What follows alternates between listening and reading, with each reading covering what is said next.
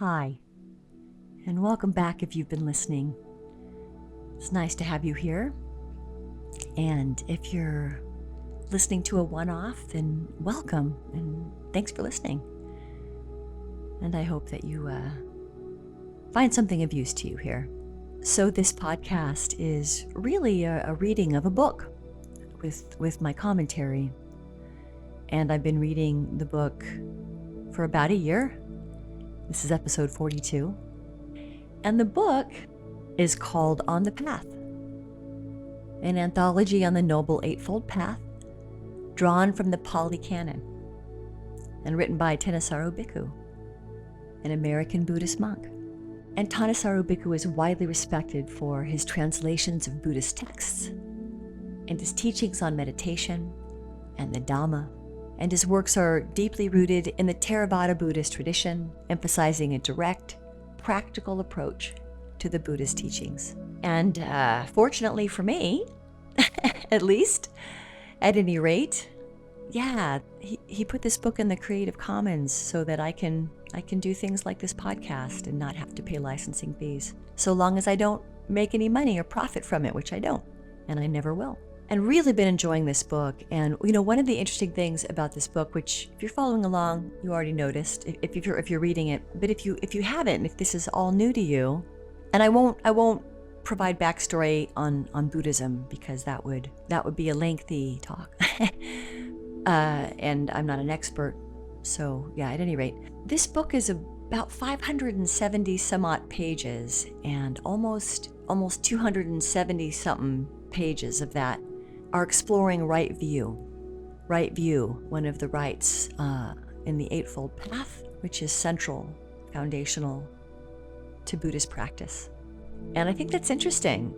So that's right. Every single episode here is either the introduction of the book or it's on chapter 3, right view. And we're still in right view. And I suspect I'll be in right view for a couple more episodes, maybe even 3, because I really like to penetrate this text. I've been practicing as a white Western lay Buddhist for a quarter of my life. And it's been continues to be foundational to my perception of reality. It informs all my decisions. And has for a long time. And so, this podcast really, for me, is my devotion, I guess you could say, my practice, my commitment to practice, very imperfectly. Listen to the rest of the episodes to find out. But so this podcast is very beneficial for me, for sure. And I hope that something in it will be beneficial for you. So, as I say, we are reading On the Path, and this is a free book. So if you drop on down into the description on this video, you'll see a direct link to the book so that you can access it yourself, download it if you want to. I know I like to do that. Or you can listen, because this is a verbatim reading, and the commentary is mine and robots, AIs. Okay, and I'm very, very forward-facing about that. I am not an expert. I'm not a scholar. I've never been ordained. I've never been a monk. So speaking of the book, let's get back to it.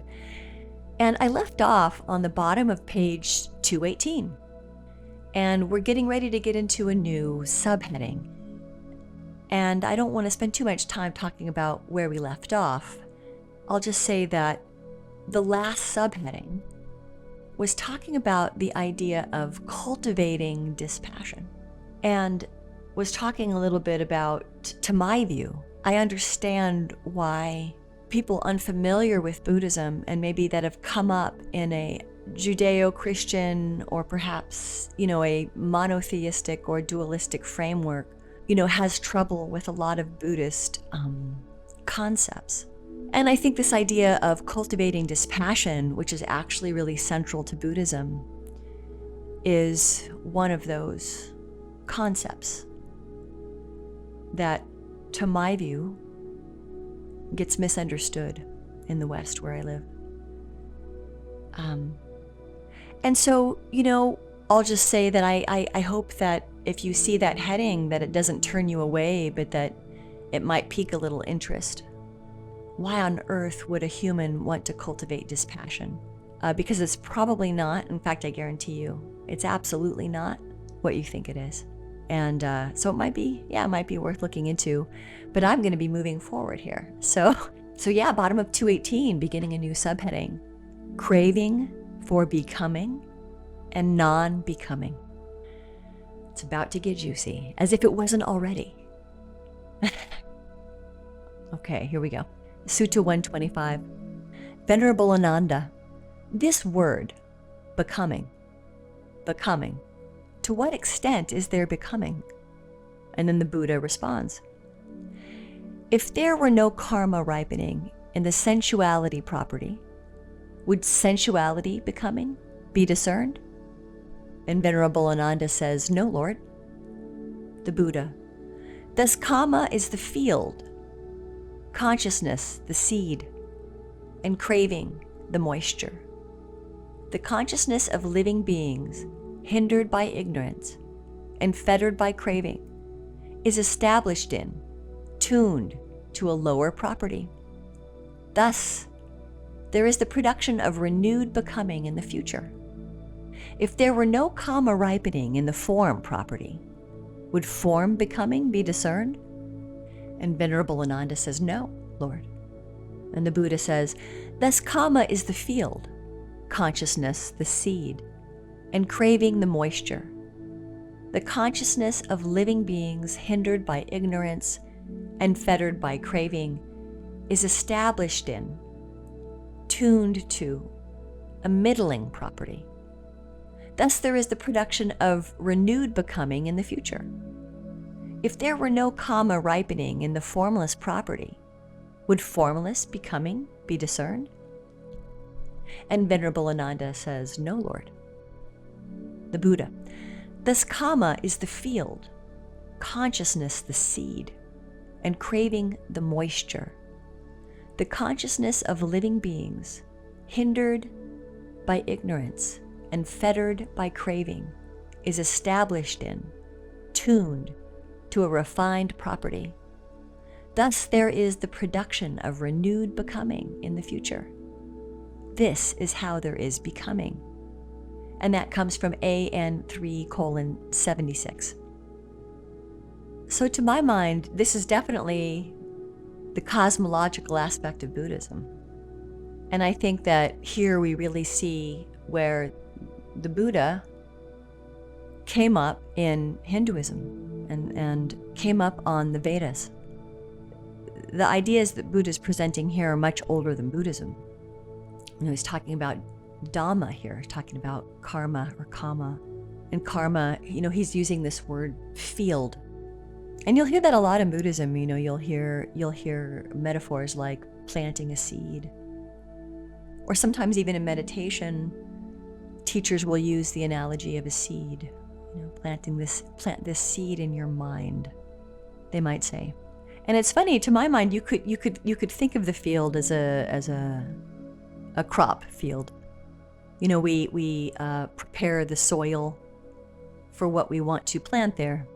And depending on where you are in the world and the climate, nature of the soil, will determine how one goes about preparing the soil and how much labor is involved in preparing the soil.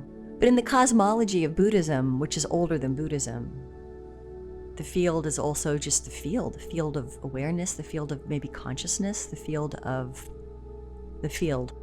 The Buddha says, kind of going back to the first one here, right? He says, kama is the field, consciousness the seed. Consciousness the seed. So if you've been listening to this whole podcast or quite a bit of it, then we've been talking about these concepts for a long time, or I should say, Ṭhānissaro Bhikkhu has. And these are fundamental properties in Buddhism, these ideas here. So our consciousness, our conscious thought, what we're doing with our thought are the seeds. Karmic field in Buddhism extends beyond what we're doing here and now but includes past lives. And so that karmic field is contingent upon, in this context, our past actions, what we've planted before now. And in Buddhism, there's the very weighty, heavy notion that not so much reincarnate, but that the life force within us doesn't extinguish, So in Buddhism, when the Buddha says past actions, in Buddhism, they're also referring to past lives. And again, I've talked about this before. Do I believe that? I believe that I don't know. I assume that when people take on Christianity or Catholicism, although many do, I would also wager that there are many who maybe don't or don't know when it comes to believing in the God described in the book. And, maybe I'll put myself in that camp.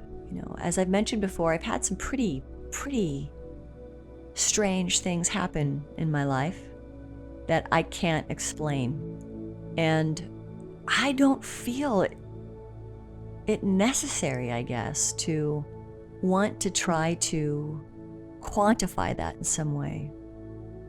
Put it into some kind of box of it's this or it's that, because I don't know. I don't know. But I do see how in this life, conditions have created aptitudes and challenges, physically and psychologically, physiologically. And I've also seen in my life that I don't have 100% free will, but I do have some agency. And my understanding of Buddhism is that that's the psychology or philosophy there, But again, it's been a long time. It's been like 20 plus years since I have studied Buddhism as a student, as a householder student. So I always say this, if this is a one-off for you, fact check me. In other words, I would argue, go back and look at the English translations of the Pāli Canon, because that's the oldest, I believe, that we know of, representation of what the Buddha actually taught, over 2,500 years ago. I mean, if you really, want to get as close as possible to what was taught. Because if you do, then you'll see how much it's been changed by being passed through other cultures. And some people, might have a problem with that, and some people don't. I have a problem in so much as that it's a lie. It's a lie if you're passing it off as Buddhism, I think as long as institutions are really, really clear that this isn't wholly what Buddha's taught, or that we're taking what we like and leaving the rest, we're cherry picking things and only presenting this particular cherry picked thing. I think as long as they're careful about doing that, then yeah, I can get behind that. But if they're not, then they're misleading people, to my view. So yeah, I would never join a sangha like that. So yeah, anybody who listens to my podcast knows I have a really, which is ironic, right, that I have views. I do. I have very strong feelings about how Buddhism has been, to my view, colonized, appropriated, not just by Western culture, but by cultures around the world. And ironically, to my view, mostly because Judeo-Christianity has colonized so much of the world, most of how it's been, quote unquote, adapted is through the valiance of Judeo-Christianity. And I particularly find it strange and sad that we're living in a time where we claim to really be understanding all of this stuff in the West, and yet we can't see, the thing that's glaring and right in front of our face. We continue to appropriate it in psychology, while in our next breath we say that we're radically anti-colonization and so it's a little weird to me, and I will continue to toot my horn about it. My dissertation, which by the way just got approved, is about it. So I'm going to continue to harp on it, because I want to make sure that all the teachings of the Buddha aren't forgotten, because they get left out by the take what you like and leave the rest mentality that so many humans have, I would argue, not just Westerners. So anyway, yeah, what I really like here is, so karma is the field. Our consciousness, our conscious awareness, our consciousness, our mind/consciousness, thought/mind/consciousness is the seed. But check out what moisture is. Rain, right, that feeds the seed. It's craving. So what a powerful way to kick off this sutta here, to my view, Craving for becoming and non-becoming. So craving for what? When we're watering the seeds, and Buddha here is using the analogy of moisture is to a seed as craving is to what? Becoming or non-becoming. Becoming what? The self, or grappling with the self to overcome the self. Huh? Yeah. It's quintessential Buddhism right there. That's what gets us into the most hot water. Certainly what gets me into the most hot water in my life, in all areas of my life. When I get into hot water with my temper and my fire and my passion, when I'm feeling passionate about something. And passion is absolutely craving. I mean, it's craving on fire. And, as I've talked about, in previous episodes, that's probably the biggest one that I get to work with in my life, is that I'm a very, very passionate person. Ask anybody who knows me. I'm just very, very passionate. Fortunately for me, as someone who picked Buddhism as kind of a way to make meaning in my life, the Buddha recognized and talked about, the difference between the kind of craving that binds you, Shempa, that hooks us, and the kind of passion or intention that can liberate us, or, that can work for us. It can be used as a tool, as a mechanism. Let's keep going. Sutta 126. And which craving is the ensnarer that has flowed along, spread out, and caught hold, with which this world is smothered and enveloped like a tangled skein, a knotted ball of string, like matted rushes and reeds, and does not go beyond transmigration, beyond the plains of deprivation, woe and bad destinations? These 18 craving verbalizations, dependent on what is internal, and 18 craving verbalizations dependent on what is external. And which are the 18 craving verbalizations dependent on what is internal? There being I am. There comes to be I am here. There comes to be I am like this. I am otherwise. I am bad. I am good. I might be. I might be here. I might be like this.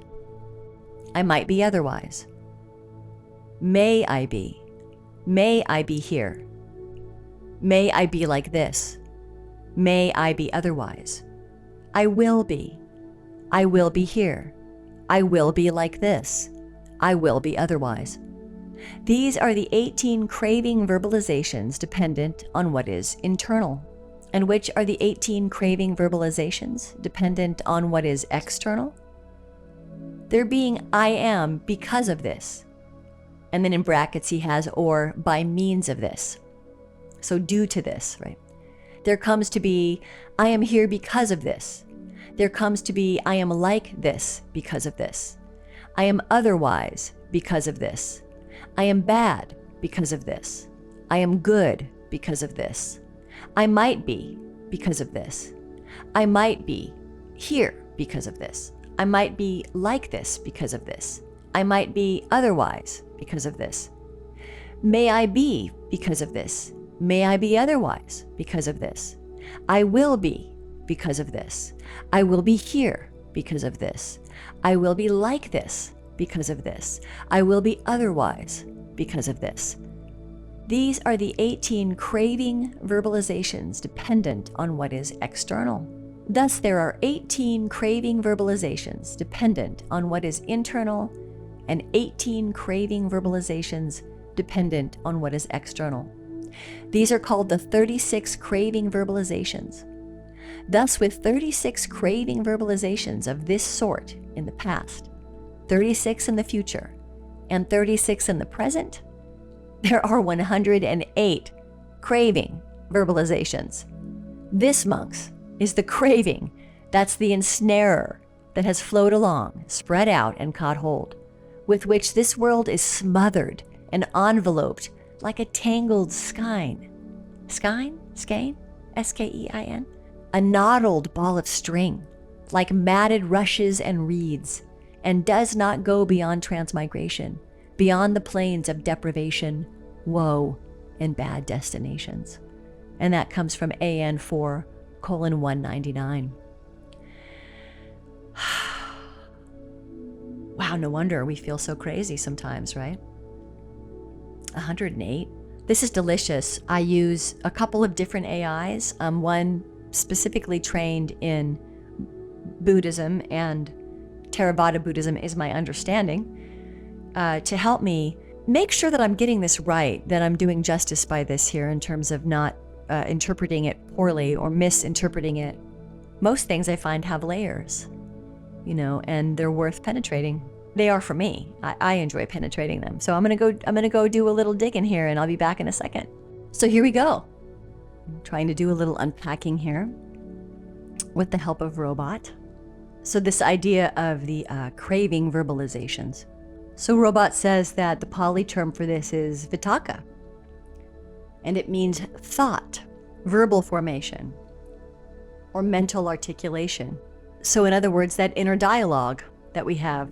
What I think is really, really interesting, that there is more and more research coming out to suggest that not all humans experience verbal formation in this way.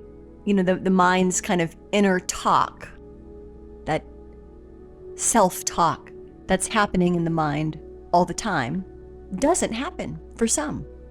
And so some of this research is suggesting that there's a smaller, but also a very reliable sample of people that don't describe having any inner world at all. So maybe their inner world is very spatial or visual or kinesthetic, but it's silent, no inner narrative. And then others, and I would say I definitely fall into this category, I have a near constant narrative stream going on in my mind. And so for me personally, meditation has been very helpful for me, and other tools and other techniques that I practice to work with a very active narrative stream running in my mind all the time. I thought I would just pass along a little bit of that science, which I find so fascinating. To the Buddha's view, it would be irrelevant, because my understanding in his teachings is that these were methods of working with things, and he's more interested in whether or not we're clinging. It doesn't necessarily have to live in the language. It's more to do with living in the intention, or what, knowingly or not. Well, intention is the wrong word. Whether we're kind of living in craving, in delight, and that's kind of feeding our choice making, that clinging. So it doesn't have to necessarily be to the inner dialogue. It's more about that feeling state, that inner, if we get quiet, we can feel it. Even if we don't get quiet, we can feel it. Even if we just pause for a moment and just check in and maybe notice what's happening in the body.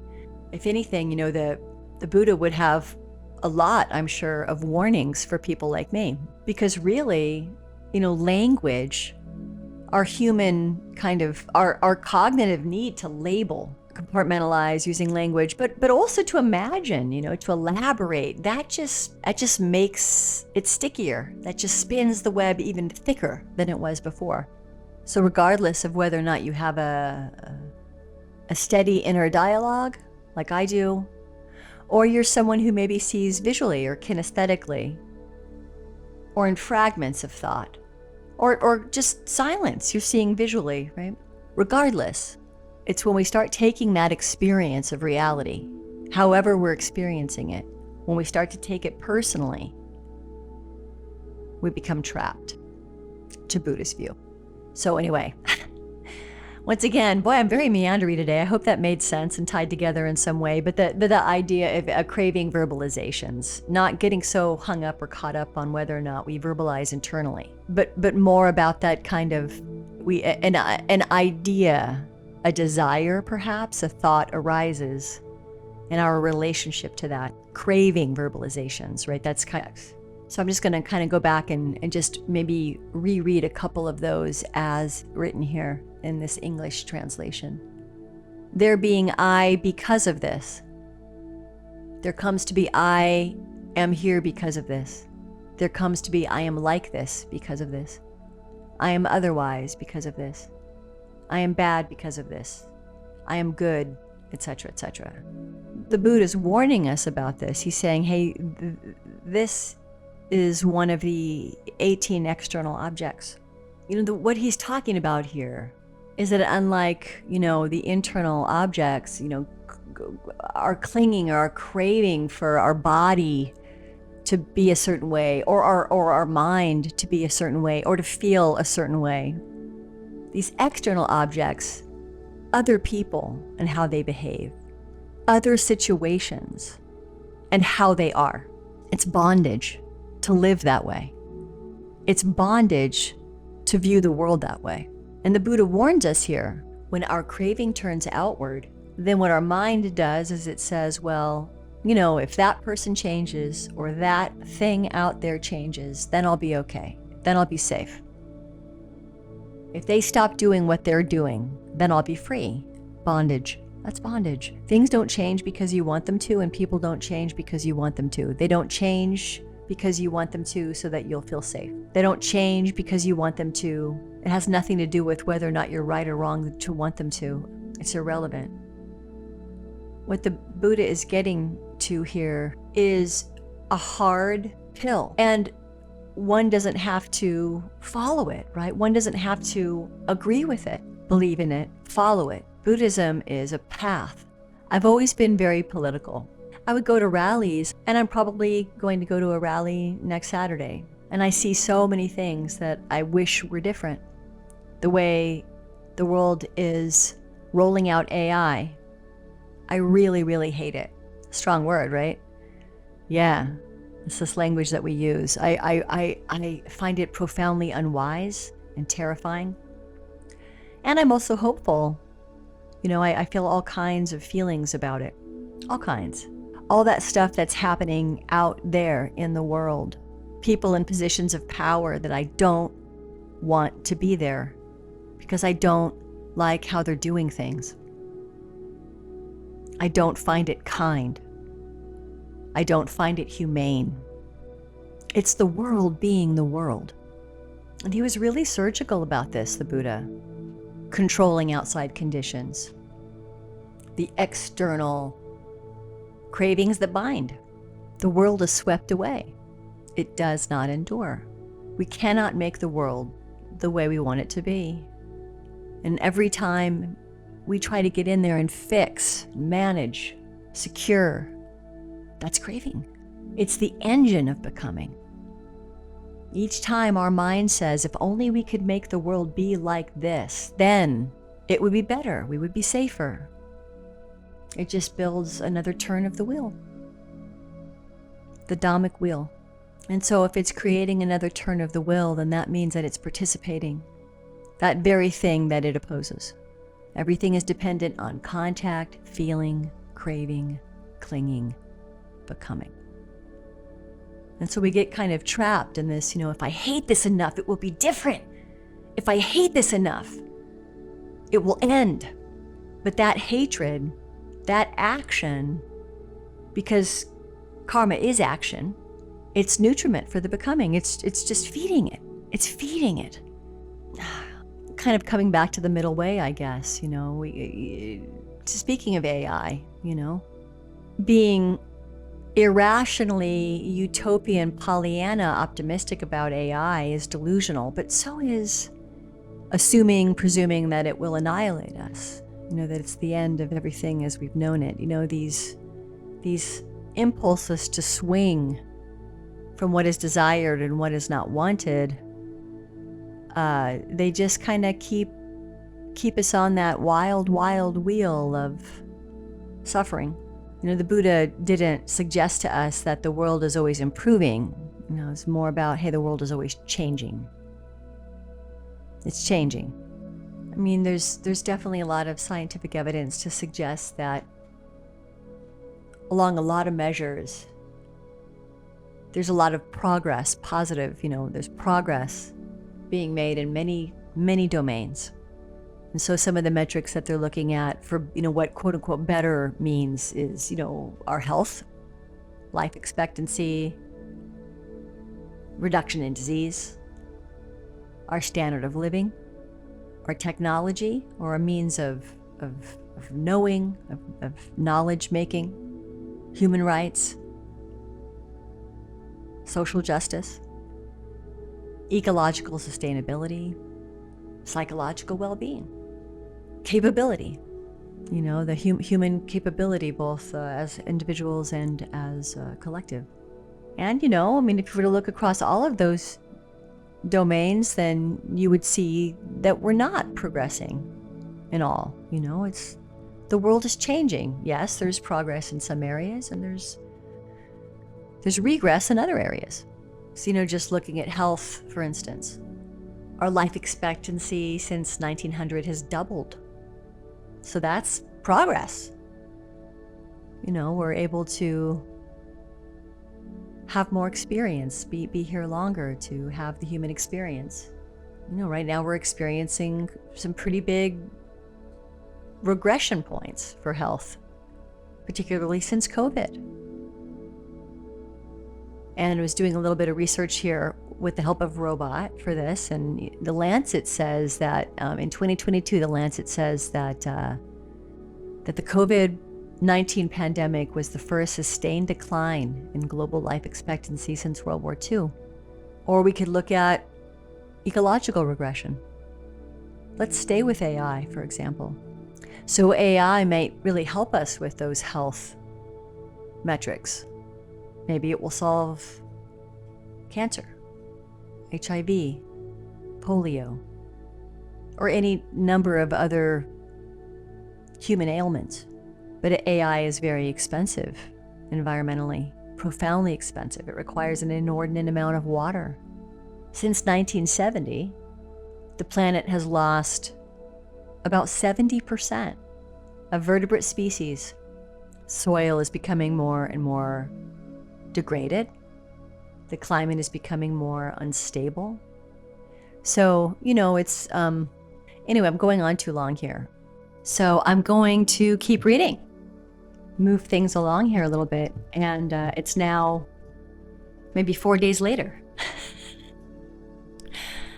Nonlinear editing. It's a trip, right? It's a trip. And I'm looking outside my window before I keep reading. And on this particular day, it's raining outside. We don't get a lot of rain where I live, so it's just, it's an absolutely beautiful day.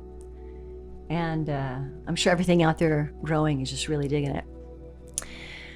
Yeah, I'm going to keep on reading. And so moving on now to Sutta 127. Having seen danger right in becoming, and becoming in searching for non-becoming, I didn't affirm any kind of becoming or cling to any delight. And that's MN 49. And if you could see this on the page, bottom of page 220, it's written, it reminds me of the poetry class I've had, which I talked about in another episode. And it's really cool. It's written like a poem. And I have to admit that I don't quite know where to put emphasis in one little part of this. So hopefully, if you can see it, then you can maybe decide for yourself, yeah, how am I supposed to emphasize this, and where do I put the emphasis? But anyway, yeah, having seen danger right in becoming. You know what? I'm not even gonna, I don't want to get this wrong. So because of it's written like a poem, I feel like, there's a reason for that. So once again, and I'll just tell you what I'm doing right now for those interested. I'm taking this sutta and I'm explaining that it's written in a particular stanza, and AI probably already knows that. And then I'm just gonna, ask it to unpack it or penetrate it. That's my favorite word, penetrate this. And usually AI actually does a really great job just by hearing the word penetrate or seeing the word penetrate. Having seen danger right in becoming. So we recognize that the very act of forming a self, of identifying with a feature of the aggregates, these phenomena, the very act of pursuing any of that, selfing, identification, the very act of that is dangerous. You're already on dangerous territory. Yeah, for reasons that the book, that the Buddha has already talked about. I hope this is a one-off for you, I hope you'll consider maybe listening to other episodes. It's really just this. It's me reading this book verbatim and then commenting on it with my layperson, non-monastic, not scholarly commentary, but, a longtime practitioner. And anywho, so having seen that, having recognized that we're already in dangerous territory when we start to grasp for these ways of identifying with these things arising, becoming a teacher, becoming an artist, becoming a musician, becoming a wife, becoming a mother, becoming a politician, becoming a social justice advocate, right? That right there, if we can recognize that we're already in dangerous territory. And he's saying if we can also recognize that if in doing any of the practices that the Buddha himself lays out in the Eightfold Path, that if we cling to those, that's still becoming. It's becoming the person who finds non-becoming. Okay, so I think I'm doing okay. I hope. So having seen danger right in becoming, the very act of it, and becoming in search for non-becoming, right? That you're still pursuing some kind of an identity as being the one who has experienced non-becoming. Okay, I'm kind of rereading this. So then he says, I didn't affirm any kind of becoming or cling to any delight. So yeah, this is definitely repeating sentiments that have been iterated a lot so far in the last 41 episodes. Sorry if you hear we have trash service today. Tough day to do it, boy. Yeah, may these people be dry and safe. So you kind of see that this is futile. This whole thing it's a trap. You just kind of decide, hey, the Buddhist kind of nobody. Not nobody like, not to me, this might sound harsh, and I hope it's not intended as harsh. To my view, and I believe that I have this correct. Again, I'm told you how I get my information, and I do have a very long time meditation practice. I sit every day. So I've seen some things in that practice, through faint and, through all the things. Anyway, I don't want to go down that train. Just listen to other episodes. I've kind of lost my place. I hope that it makes sense, though. And, again, my understanding is that is the kind of what the Arahat does. And again, I'm so ignorant. And I'm also very ignorant of Zen, but the little that I know of it, I believe that there's an emphasis on living in the real, quote unquote, this physical planet Earth. Anyway, that we're all living here. And so I believe, and again, I'm not sure if I have this right, so always fact check me, but, I believe that they put an emphasis on living in that world. And I think that's awesome. If I'm right, I think that's awesome, because that is the world that we live in. That is the world that we have. As the suttas prior to this one in this episode laid out, nobody said anything about the world getting better. The world does change, though, not necessarily for the better, but it certainly changes.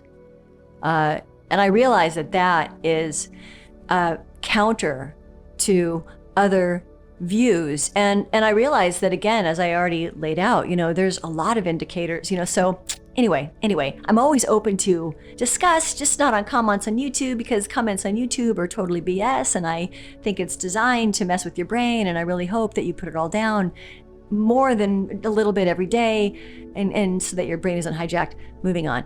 So yeah, there you go. That's MN49. And boy, that was just a succinct jewel. So I think I'm going to head on over now to Sutta 128. This one's a little bit longer. Now, as for those contemplatives and Brahmins who describe the destruction, annihilation, and non-becoming of the existing being after death, they criticize the contemplatives and Brahmins who describe the self as percipient and free from disease after death. And they criticize the contemplatives and Brahmins who describe the self as non-percipient and free from disease after death. And they criticize the contemplatives and Brahmins who describe the self as neither percipient nor non-percipient and free from disease after death. For what reason? They say, these venerable contemplatives and Brahmins, rushing ahead, asserting nothing but their attachment. I will be this after death. I will be this after death. Just as when a merchant going to market thinks, from this, that will be mine. By means of this, I will get that. In the same way, these venerable contemplatives and Brahmins act like merchants, as it were. I will be this after death. I will be this after death.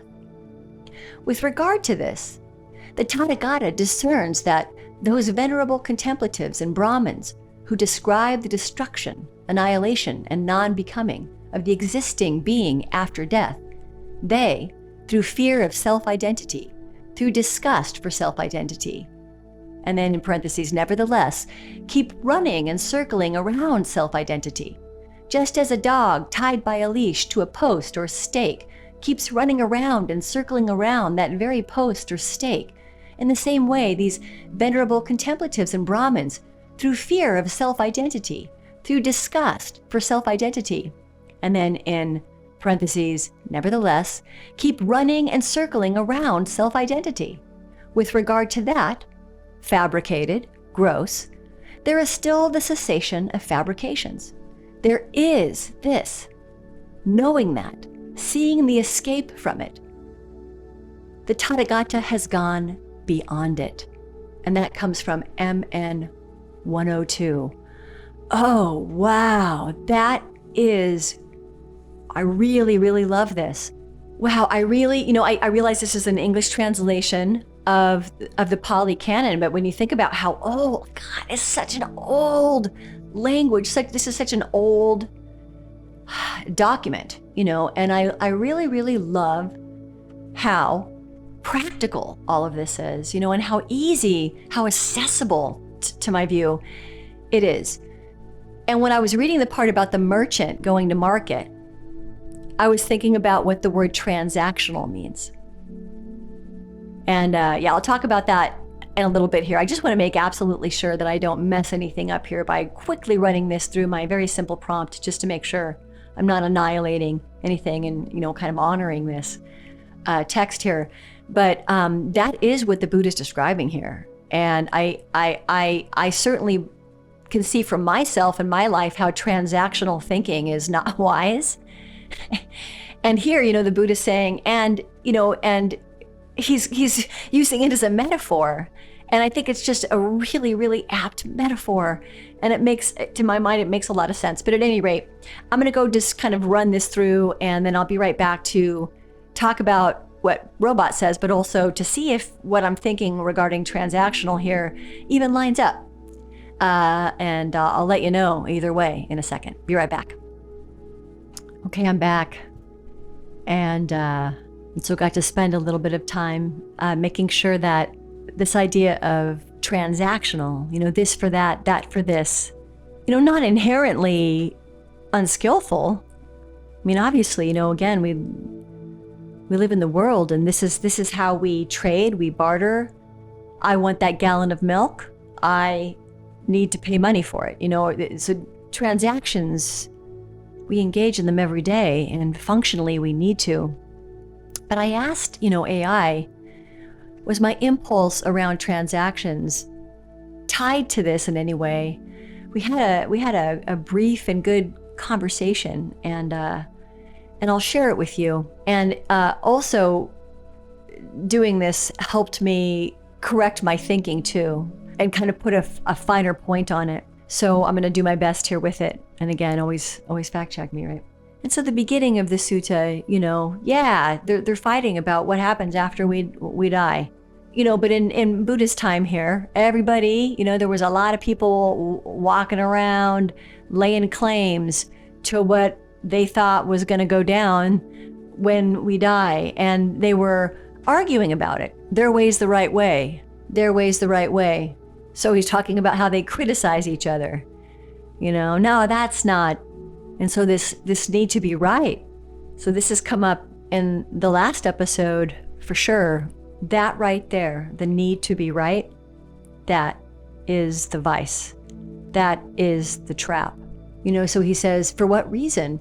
These venerable contemplatives and Brahmins rushing ahead, asserting nothing but their attachment. What happens when I die? What happens when we die? Also comparing it to the dog, running around and around and around, but still in a vice, still chained to the pole of the knowing. Who needs to know? Who is the one that needs to know? So I don't want to spend too much time because I want to get in one more sutta because we only have actually maybe two, because we only have a couple more before we get into the next subsection, and then I'll stop for the day. But I did ask Robot here, I want to think about this word transactional. Every time we trade, we make a transaction. At least to my view, these are normal and healthy, and how we don't kill each other, basically. But there's another kind of transactional in psychology. And I didn't really ask Robot about that, but I did ask Robot, hey, apply the, Buddhist psychology to the idea of transactional. And here's what came back with. It says, you're pointing to how we unconsciously think. And if we're really honest with ourselves, it's true. Oftentimes when we go through life, we're thinking, if I do this, I'll get this. If I do this practice, I'll get that result. If I deny myself hard enough, I'll reach liberation. Right? That's for those that are desiring the non-becoming. If I believe correctly, I'll be safe. And I love this. Robot says, this is verbatim what Robot says. That's the barter system of becoming. It's the same engine behind spiritual materialism, achievement thinking, and even despair. Just running on different currencies. Wow. So that's pretty cool, right? So I'll leave that there. But yeah, there's folly in it. There's folly. There's folly in it. There's folly in it. You're still leashed up to that pole over there. Okay, well, I think I'll keep reading. So this is Sutta 129. Overcome by two viewpoints. Some devas and human adhere. Other devas and human beings slip right past, while those with vision see. And how do some adhere? Devas and human beings enjoy becoming, delight in becoming, are satisfied with becoming. When the Dhamma is being taught for the sake of the cessation of becoming, their minds do not take to it, are not calmed by it, do not settle on it, or become resolved on it. This is how some adhere. And how do some slip right past? Some, feeling horrified, humiliated, and disgusted with that very becoming, relish non-becoming. When this self, at the breakup of the body, after death, perishes and is destroyed, and does not exist after death, that is peaceful, that is exquisite, that is sufficiency. This is how some slip right past. And how do those with vision see? There is the case where a monk sees what's come to be as what's come to be. Seeing what's come to be as what's come to be, he practices for disenchantment with what's come to be, dispassion toward what's come to be, cessation of what's come to be. This is how those with vision see. Those having seen what's come to be as what's come to be, and what's gone beyond what's come to be, are released in line with what's come to be through the exhaustion of craving for becoming. If they've comprehended what's come to be and are free from the craving for becoming and none with the non-becoming of what's come to be, monks come to no further becoming. And that last section was written once again as kind of a poem, with certain phrasing, certain word placement. And so I'm really enjoying that. And that comes from ITI 49. And that's the last sutta of this section. And so we just wrapped up craving for becoming and non-becoming. So this will be the last sutta that I'll end this week on, because next week we're going to get into a new section. Dependent co-arising is what we'll be getting into next time. So let's dig into this final sutta. And so this points back to the same message, to my view. The Buddha suggesting that any time we're feeling, and he uses strong words per the usual, disgusted. It's a strong word. Disgusted by life, nihilism, destruction, oblivion. We're still caught up in selfing. Our sense of I, me, my. We've still created a relationship with the experience.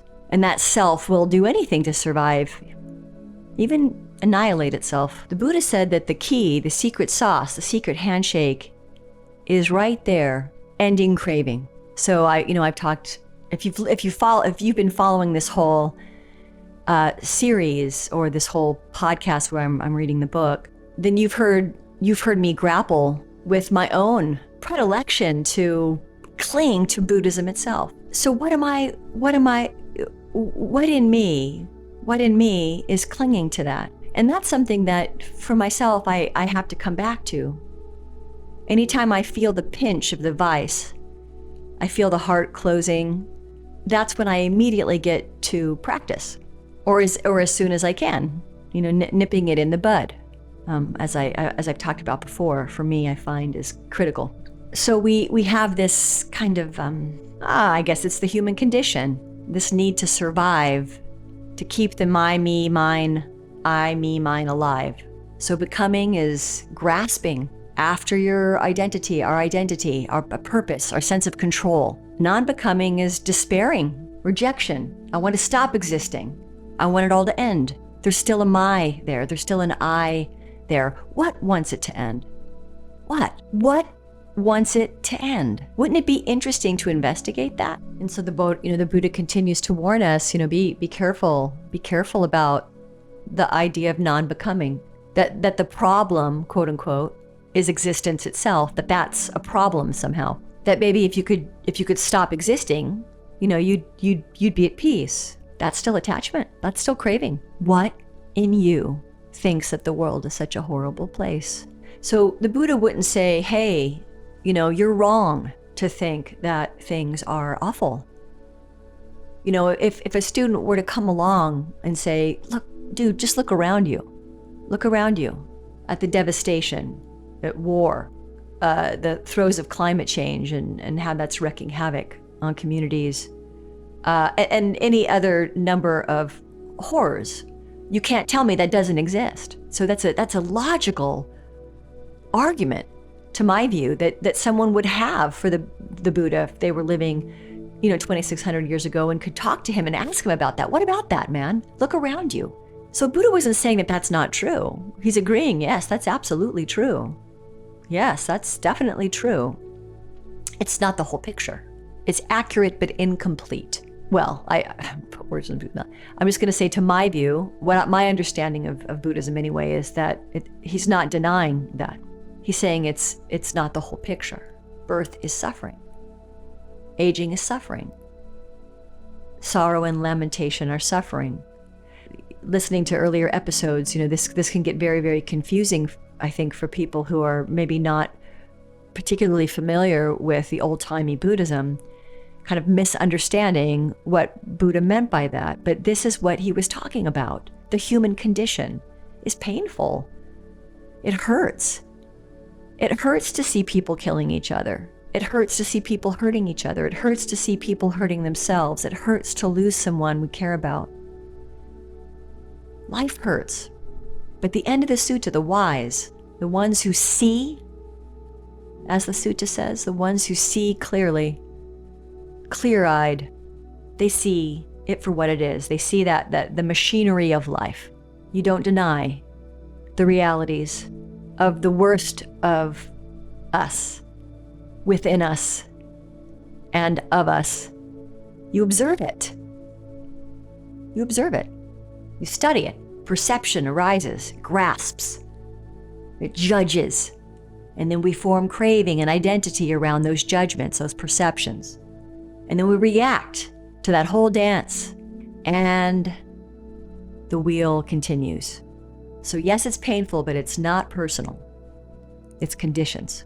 So the Buddha, to my view, the Buddha wasn't an optimist, and he also wasn't a nihilist. He was a realist. He wouldn't say, hey, cheer up, it's not so bad. He'd say, yeah, it is as bad as you think it is. Yeah, it's bad. Now sit with that. Dig into that. Examine it. What in you is recoiling? What wants to escape? What wants to make it be different? What wants to change it? In a way, the Buddha is asking us to practice through meditation.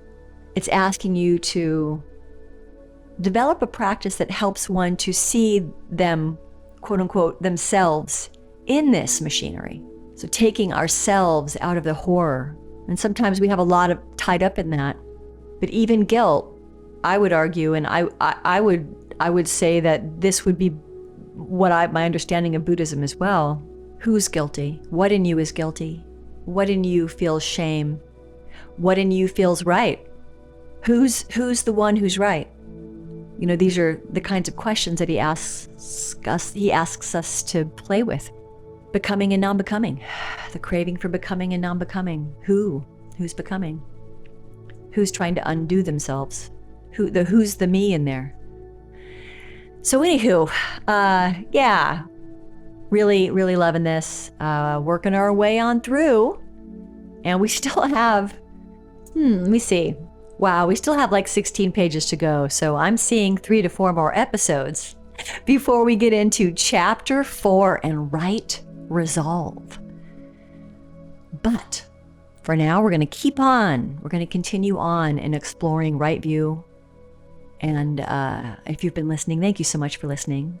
I hope that you got something from this that you found useful in your own life. And I wish you well. I wish you well. I hope that you are well. And take good care. Bye.